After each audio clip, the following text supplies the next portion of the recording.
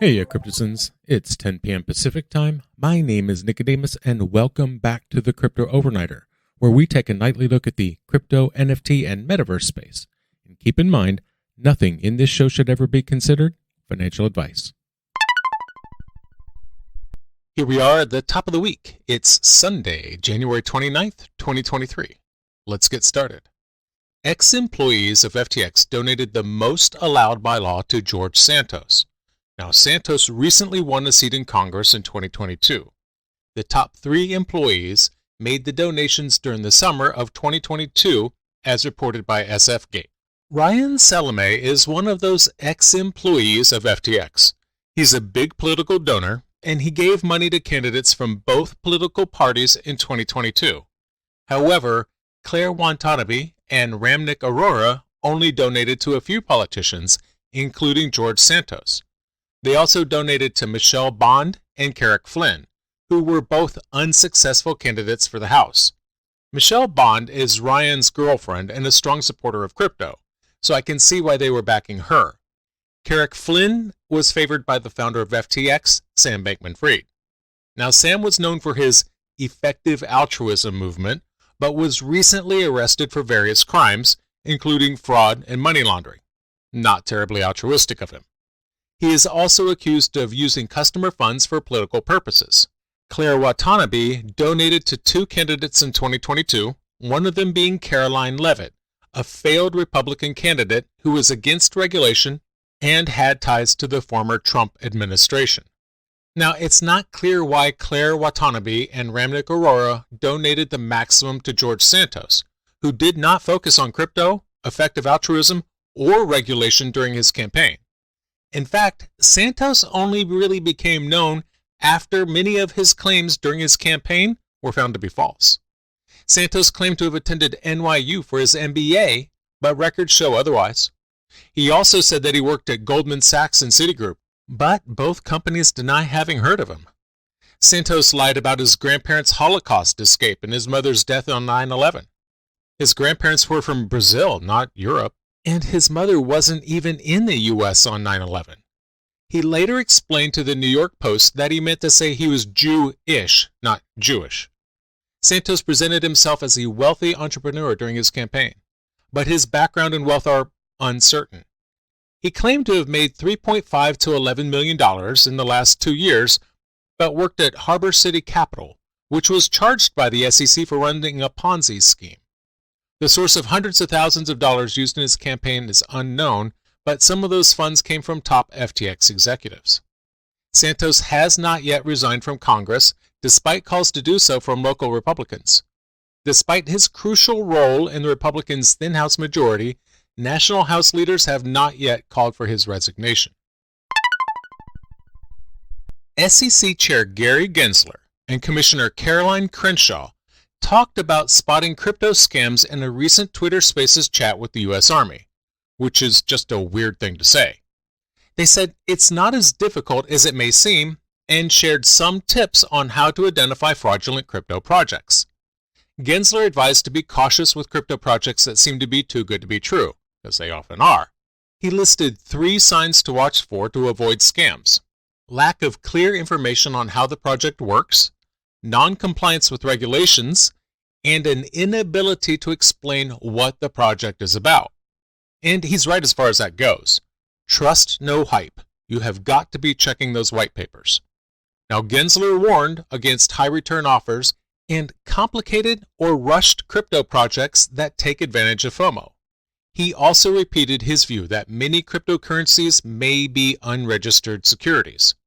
Chair Gensler called the crypto market the Wild West and said that most cryptocurrencies are not following securities laws. He believes that the majority of the tokens in the market will eventually fail, and he's likely right as far as that goes. Most tokens aren't probably going to make it, and to be honest, most don't seem to be designed for the long haul. Now, SEC Commissioner Caroline Crenshaw also advised caution with crypto investments. She called it novel and speculative with limited investor protection. She emphasized the need for increased transparency in the industry due to its history of scams. Commissioner Crenshaw noted that crypto claims to be transparent, but in reality, she says it's not. She mentioned the issue of scams in the crypto market and pointed out that only the blockchain is transparent, not the rest of the industry. While she didn't mention FTX specifically, the recent collapse of the crypto exchange is a reminder of the lack of transparency in the crypto industry. And while Sam Bankman-Fried has been arrested and charged with financial crimes related to the FTX collapse, billions in customer assets are still missing. Crenshaw warned of increased risk when investing in crypto due to the lack of regulation and protection. She advised investors to consider their portfolio allocation and not to invest more than they can afford to lose. The South Korean Ministry of Justice is launching a system to track cryptocurrencies. The Virtual Currency Tracking System will monitor transactions and gather information. It will also check the source of funds to fight money laundering and to recover funds linked to criminal activities. The ministry plans to deploy a cryptocurrency tracking system in 2023. Later in the year, they will create their own tracking and analysis system. The ministry wants to enhance their forensic infrastructure and to create a criminal justice system that follows international standards. The South Korean police joined forces with 5 crypto exchanges to aid criminal investigations and to make trading safer for investors. And they're serious about investor protection. One time, the Supreme Court of South Korea ruled that BitThumb must pay damages to investors. The reason? A 1.5-hour service interruption that took place on November 12, 2017. The Supreme Court ruled that BitThumb must pay damages to 132 investors ranging from $6 to $6,400. The court said that the cost of technology failures should be borne by the service provider, not the people who are paying for the service. Now, going from one Korea to another, we have news about the North Korean hackers, the Lazarus Group. The hackers who recently carried out the Harmony Bridge attack are still laundering the stolen funds. They moved $27.18 million in Ethereum to 6 different exchanges. This information comes to us from the blockchain sleuth ZachXBT. The transactions were done by 3 main addresses, and those exchanges were not named. ZachXBT reported that the exchanges were informed and some of the stolen assets were frozen. The hackers are laundering the funds in a similar way that they did on January 13th when they moved over $60 million. The recent transfer happened a few days after the FBI confirmed that the Lazarus Group and APT38 were behind the $100 million hack on Harmony Bridge. The FBI stated that these are North Korean cyber actors. Harmony Bridge connects Harmony, Ethereum, Binance Chain, and Bitcoin. On June 23rd, $100 million worth of tokens were stolen from the platform. After the hack, 85,700 Ethereum were mixed using Tornado Cash and placed in multiple addresses. This, by the way, was the impetus for OFAC, the Office of Foreign Assets Control, to put Tornado Cash on the sanctions list. Treasury already had a problem with the service, but this is what pushed things over the edge. Anyway, back to the story. On January 13th, the hackers started moving $60 million of the stolen funds using Railgun. Now, Railgun is an Ethereum-based privacy protocol. MistTrack found that 350 addresses linked to the hack were spread across several exchanges to hide their identity. Lazarus is a notorious hacking group that's been involved in several major crypto breaches, including the $600 million Ronin Bridge hack in March. People in Murphy, North Carolina complained about a crypto miner causing loud noise and affecting the electrical network. Some have moved to a different town as a result. They called the noise insane and say that the miner is wrecking the electrical system. A crypto miner in Murphy, North Carolina, installed by PrimeBlock, is the one causing the trouble for the residents, specifically the 1,600 human residents of Murphy. One person, Mike Lugowitz, said that he will move due to the loud noise from the miner, which he compared to being behind a jet or at Niagara Falls. The miner has also damaged the local electricity grid. Reportedly, it caused a blackout in the town during Christmas when the temperatures were down to freezing levels. Despite the power outage, the miner was still operational. This caused some consternation for the residents as they were without power while the miner continued to run. Mike said, quote, "While we're sitting in the dark, I can look out my window and I could see the crypto mine had power. And I think that's kind of hurtful right there for the power companies to shut down our power but leave the crypto mines up and running." Now Mike has decided to move, but he said many elderly residents cannot. He hopes the authorities will take action to stop the loud noise and improve the lives of people in Murphy. He's concerned for his neighbors, including the ones who live on a mountain. One of them feels like her house is going to shake itself apart from the noise. Now, cryptocurrency mining can harm the environment and can use a lot of electricity, but can also have positive effects if done properly. One example is in North Vancouver, Canada, where LEC and Mint Green use energy released from mining to heat homes and businesses. This provides a constant source of electricity as the miner operates all year. The Loop Awards named El Salvador's Bitcoin City as a top interior design and architecture project. When finished, it will use energy from a volcano to power the city and to use Bitcoin as its currency. El Salvador's urban project was selected from 700 proposals and was praised for its innovative design, beautiful surroundings, and nearby volcanoes. Yeah, sure. Every city should have a couple of nearby volcanoes. What are you talking about?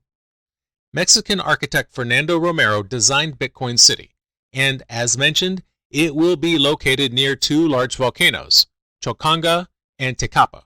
It will use geothermal energy from the volcanoes for power and is meant to be efficient and sustainable. The residents of Bitcoin City will use Bitcoin as their currency, which may offer financial benefits. The architect Romero designed the area in the shape of a circle so that it resembles the Bitcoin logo from above. El Salvador's President Nayib Bukele first presented the project in 2021. The government planned to raise $1 billion from a Bitcoin-backed bond to fund construction. Now that would come due in 2032, but it was delayed due to market conditions. Bukele revealed more about the design in May of 2022, including its appearance from the air, modern airport, and volcano watchtower, which if I had a volcano, I would want somebody watching it. El Salvador is the first country to accept Bitcoin as legal tender. The government also has created projects related to Bitcoin, such as a large veterinary hospital named Chivo Pets, where treatments can be paid for in Bitcoin, and an education center that offers free and accessible Bitcoin learning opportunities.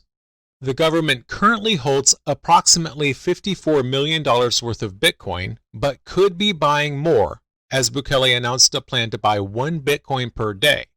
It's unclear if that plan is currently being carried out. Wiley Arno is an NFT entrepreneur and a co-founder at Yuga Labs. He announced that he's going to be taking some time off to focus on his health. He's also known as Gordon Goner. He was diagnosed with congestive heart failure. This was announced on Twitter, saying that it was a difficult decision after experiencing symptoms for months.